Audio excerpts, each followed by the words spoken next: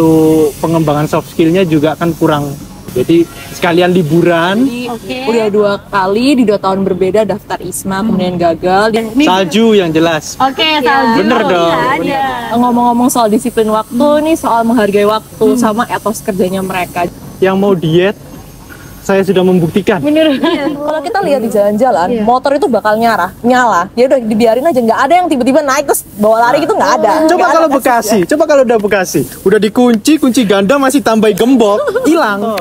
Si Brilin ini aku nggak kenal ya. Kita nggak kenal. Terus dia datang gitu, oh annyeonghaseyo gitu. Tapi kalau kita udah kenal, oh waso, nah gitu.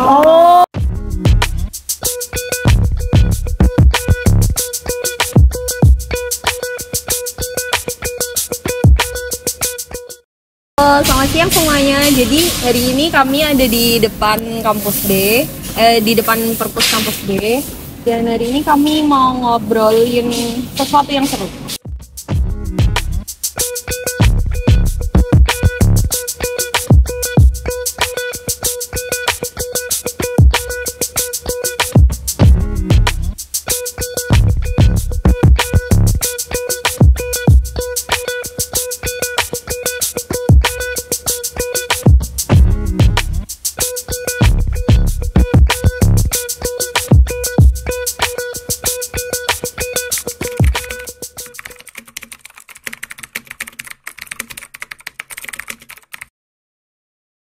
Hari ini ada Brilin dan Bogi yang kemarin dapat kesempatan untuk study abroad ke Korea Selatan.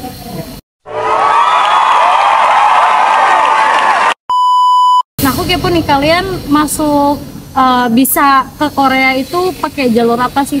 Itu mungkin bisa di-spill nih sedikit. Di-spill ordalnya ya. Ya boleh. Kalau mau spill ordal boleh banget. Jalur apa nih? Oke, mulai dari aku Brilin ya. Oke. Kalau aku pergi ke Korea Selatan lewat jalur AGE. Jadi kalau teman-teman yang nggak tahu, teman-teman UNER yang nggak tahu, AGE itu Erlangga Global Engagement, kantor internasionalnya dari UNER. Di situ di websitenya ada berbagai macam program. Terus dari situ aku pilih, kemudian aku apply, dan salah satunya adalah program ke kampus Chung'ang. Kalau aku sendiri ikut program ISMA. ISMA itu dari Kementerian Pendidikan dan Kebudayaan. Itu habis ini buka.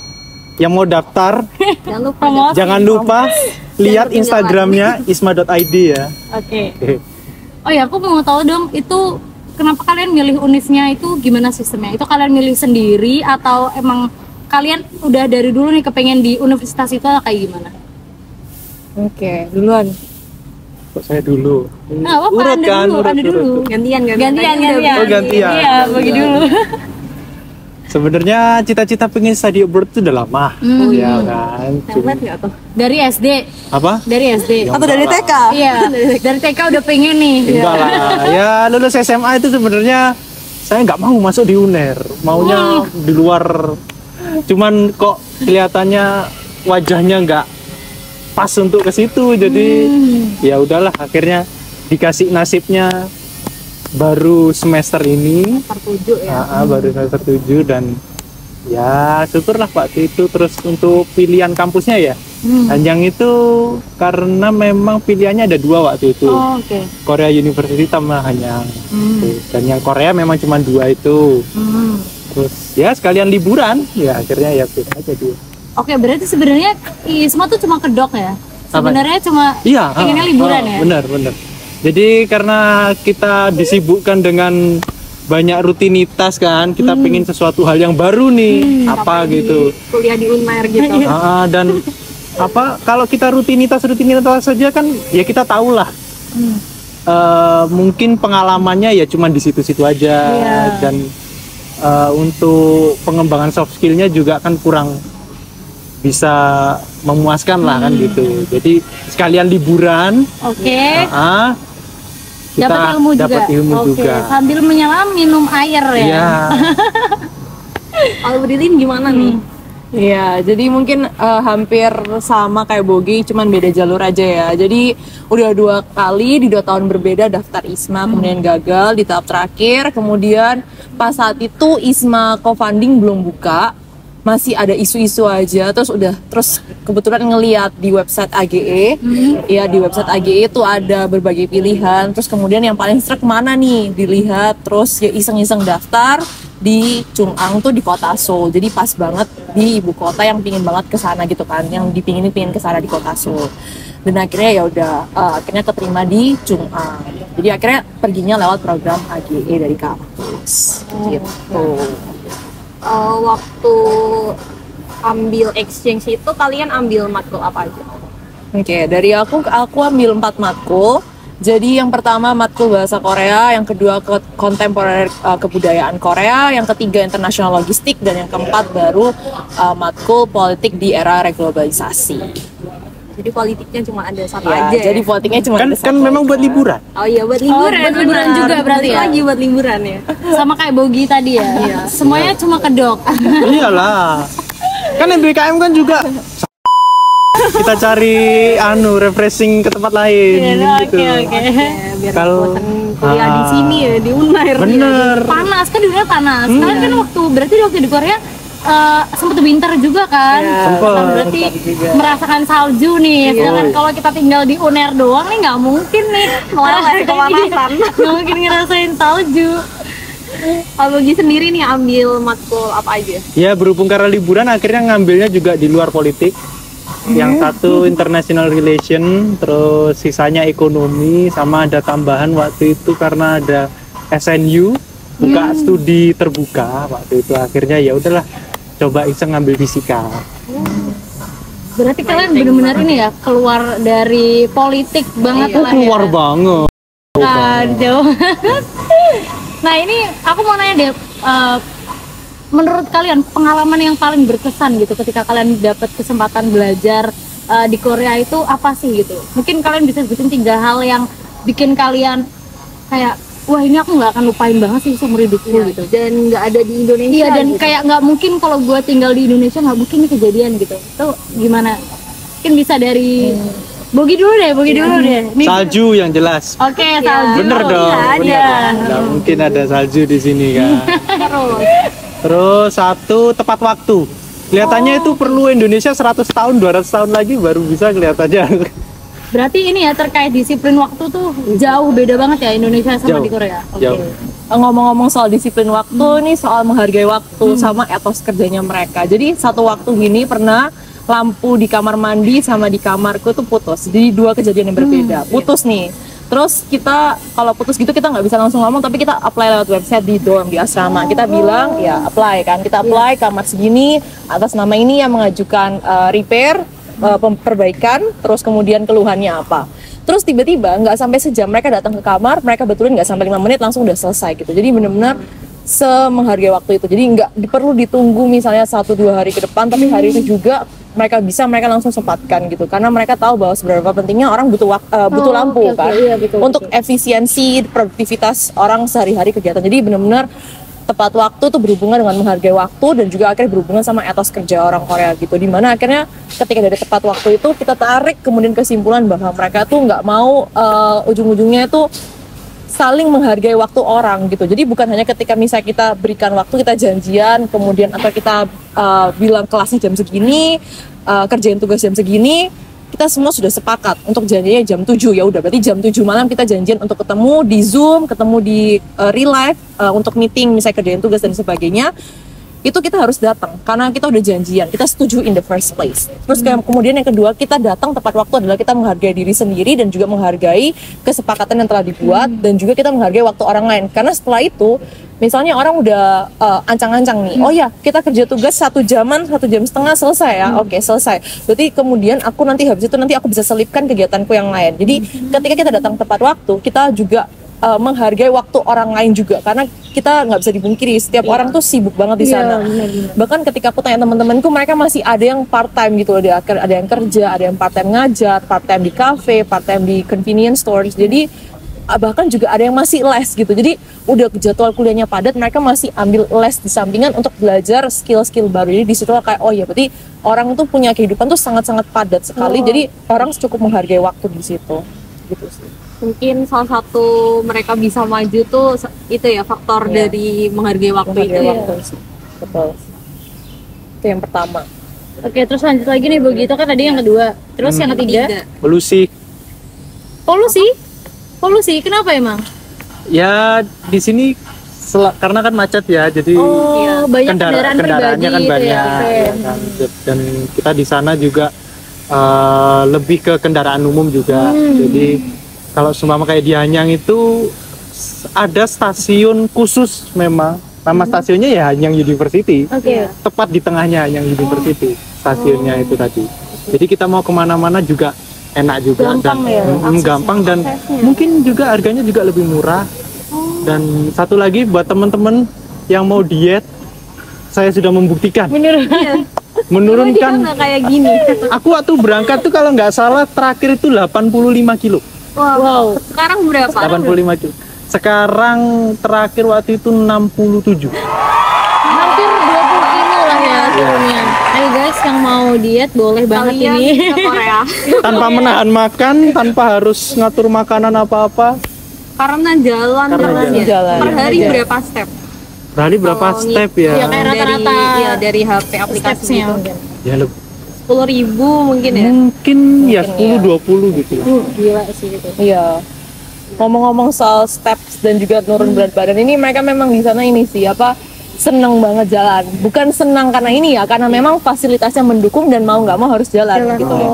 Ya kan kalau mereka juga misalnya nggak ada yang nggak punya kendaraan, nggak mungkin ada yang nggak punya mobil. Nggak semua orang punya mobil, nggak Iya. semua orang bahkan punya motor gitu kan. Motor tuh nggak semua orang punya. Nanti aku bakal cerita ngomong-ngomong soal motor lagi. Tapi ini di lain hal tentang bagaimana mereka sepercaya gitu. Nah, untuk terus kemudian yang paling aksesibel dan paling terlihat itu adalah transportasi umum. Jadi kita udah bisa lihat pantau lewat HP, kita mau naik bis sekian, naik turun tuh udah langsung kita tahu alurnya, kita bisa ukur waktu kita langsung. Jadi orang pasti pilih naik transportasi umum dan transportasi umum itu ada. Nah, permasalahannya adalah pasti mereka kasih di titik-titik yang sangat strategis dan orang pasti harus jalan dari titik 1 ke titik 2. Di dalam kampus pun kalau kita di UNER gini ya, kita dari misalnya dari titik ini ke titik ini kita jalan, kita udah kayak jalan gitu, kayak harus jalan gitu kan. Iya. Tapi orang di sana mau nggak mau mereka kebiasaan jalan dan akhirnya mereka ya udah jadi budaya sehari-hari mereka jalan gitu, jalan gitu. Nah itu, terus aku mungkin nambahin lagi ya poin lain tentang motor ya, motor. Kepercayaan ini masalah ini suatu hal yang kepercayaan dalam hal ketika barang hilang ya. Jadi motor itu di Korea tuh kebanyakan digunakan oleh bedal. Bedal itu delivery tapi untuk yang kayak Gojek makanan gitu ya. Gojek lah atau GrabFood gitu yang kita bisa ini. Itu suatu hal yang sangat convenient ketika di Indonesia kita pesan makanan tuh harga lumayan cukup murah gitu dalam hal delivery. Karena transportasi motor banyak gitu dan orang lapangan pekerjaan untuk itu banyak gitu, jadi orang bisa afford untuk beli Gojek. Tapi kalau di sana itu nggak sebanyak itu dan ketika orang beli delivery itu biasanya uangnya lebih mahal gitu kan, karena biayanya lebih mahal. Berarti gitu fee-nya lebih gede lah lebih ya. mahal. Oke. Nah, ketika dia mengantarkan makanan itu udah misalnya nganterin makanan nih di depan jalan atau misalnya di depan asrama kan, dia tinggalin motornya di luar dalam kondisi nyala, dia biarin, dia ambil makanannya, dia turun nunggu di depan di bawah apartemen misalnya. Jadi orang itu sepunya trust itu loh. Jadi kalau kita lihat di jalan-jalan motor itu bakal nyala, ya udah dibiarin aja, nggak ada yang tiba-tiba naik terus bawa lari gitu, nggak ada. Coba kalau Bekasi, coba kalau udah Bekasi, udah dikunci, kunci ganda masih tambah gembok, hilang. Tetap hilang. Orang Tetep ada orang naik hilang. motor aja tetap Iya. dijambret. Dibegal, loh. dijambret. Itu ada orangnya loh. Ada orangnya tuh tetap diambil. Apa lagi nggak ada orangnya? Aduh, emang bener-bener Iya. sih. Kadang yang ditembak orangnya yang mati CCTV-nya. Iya. Iya, Terus tuh. kalau dari Brili nih gimana? Selain tadi yang Selain udah tadi. disebutin Bogi nih mungkin. Iya, nama ini nih ya kepercayaan juga. Orang itu di sana sangat aman ya. Jadi orang itu mungkin kalau jadi orang Korea atau ya orang mereka mungkin bisa dibilang taking for granted security-nya mereka. Karena ketika jadi orang Indonesia, kita di sana awal-awal datang itu kita masih ada kayak takut gitu kan. Kita aware sama sekeliling kita, kita aware sama belonging kita. Iya.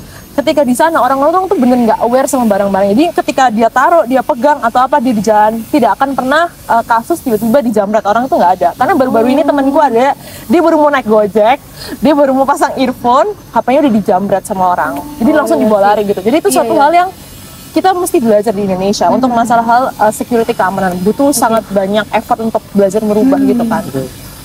Untuk masalah itu. Nah, terus satu waktu gini ya, kita mau pergi di asrama aku tuh ada beberapa anak-anak Indonesia. Kita mau pergi nih jalan naik trail Namsan. Tahu kan yang paling terkenal di Korea kan Namsan. Nah, Namsan Trail itu ada. Nah, pagi-pagi kita udah siap, terus di asrama itu ada kayak minimarket kecil, sama lah kayak ada Alfamart, Indomaret gitu-gitu kan. Nah, terus aku beli makanan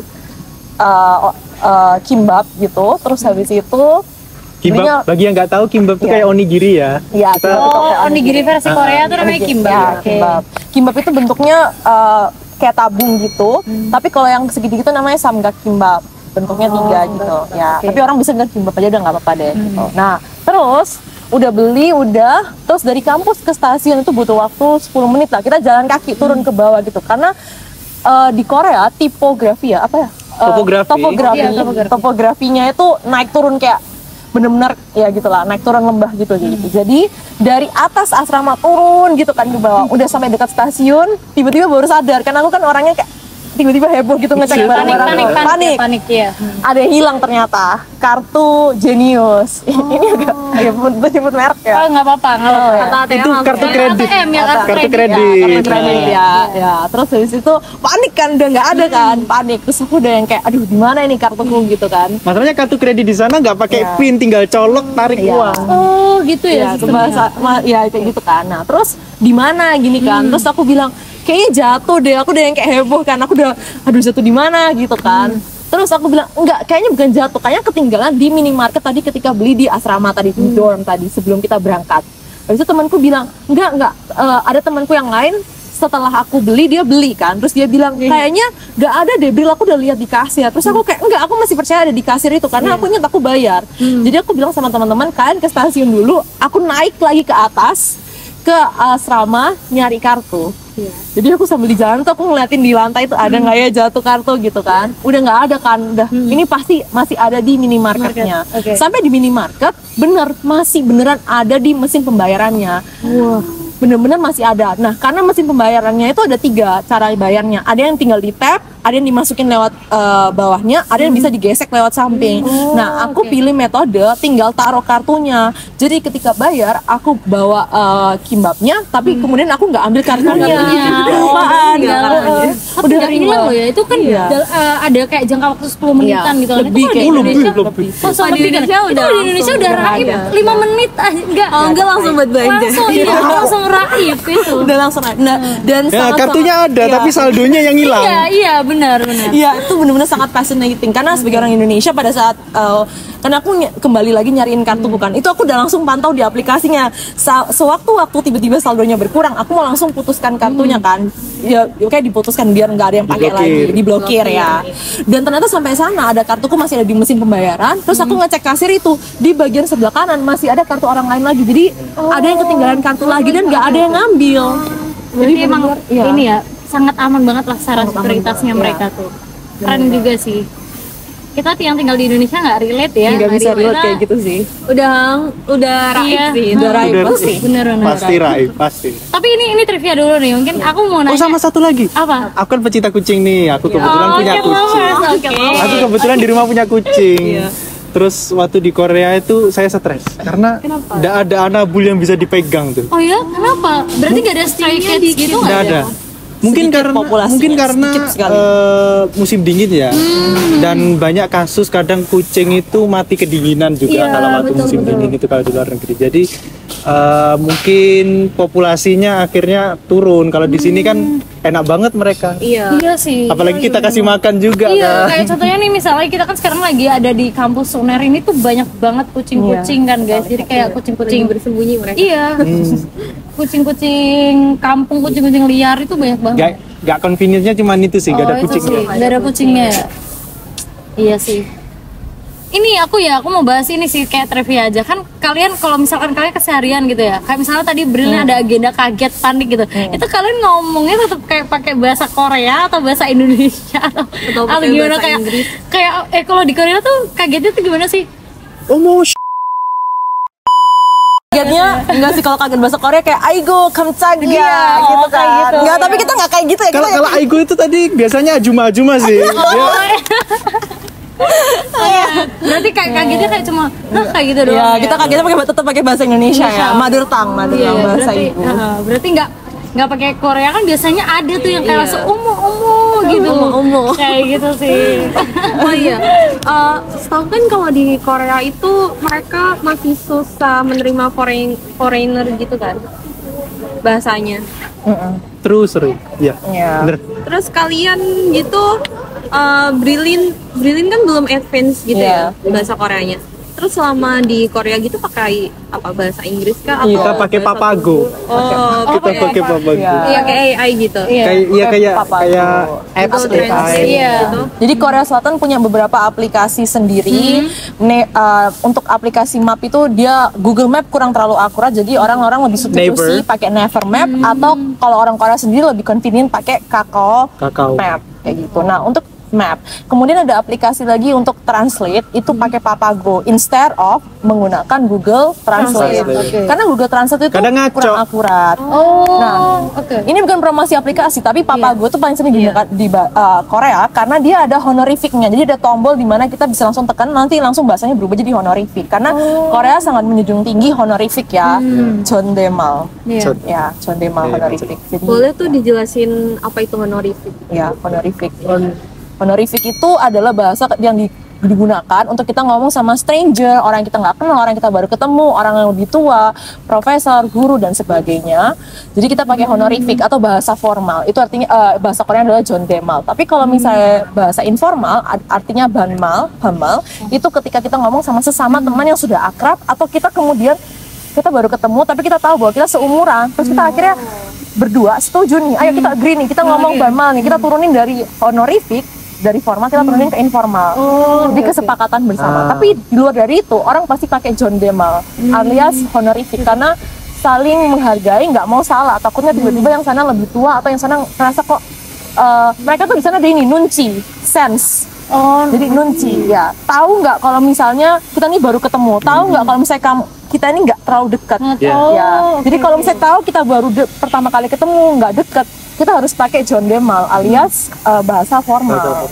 Mama contoh si Brilin ini aku nggak kenal ya. Kita nggak kenal. Terus dia datang gitu. Oh annyeonghaseyo gitu.